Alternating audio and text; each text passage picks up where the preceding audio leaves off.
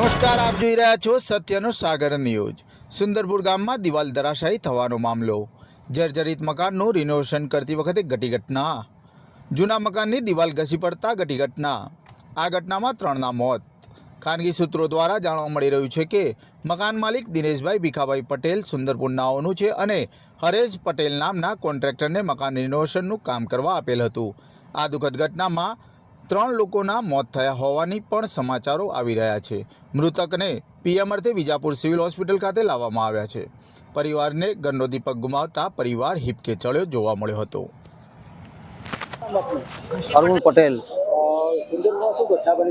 સુંદરપુરમાં એક ઘર રિનોવેશન થતું હતું। ત્યાં આગળ છ લોકો કામ કરતા હતા અને અચાનક ખ્યાલ બહાર જતો દિવાલ ધસડી પડી અને ત્યાં આગળ બધા દબાઈ ગયા હતા માણસો।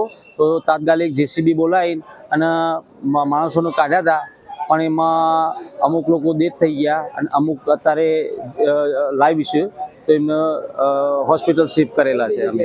અમે વિજાપુર લાવ્યા છીએ અત્યારે સબ ડિસ્ટ્રિક્ટ હોસ્પિટલમાં। આપનું નામ સર? ડૉક્ટર યશ પટેલ।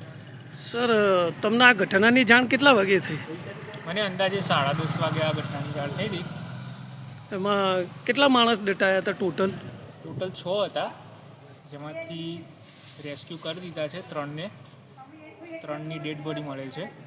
3માંથી એકની હાલત થોડી ગંભીર છે, બીજા 2ને થોડીક ઈજાઓ થયેલી છે અને પ્રાથમિક સારવાર આપીને આગળ વધુ સારવાર માટે મોકલ્યું છે। તો આ લોકોને રિફર કઈ જગ્યાએ કર્યા? આપણે રિફર કર્યા તો સરકારીમાં, પણ કોન્ટ્રાક્ટરના પરિવારવાળાએ એમને પ્રાઇવેટનું દબાણ કર્યું હતું, એટલે એ પોતે પ્રાઇવેટ લઈ ગયા છે અમને। ઓકે।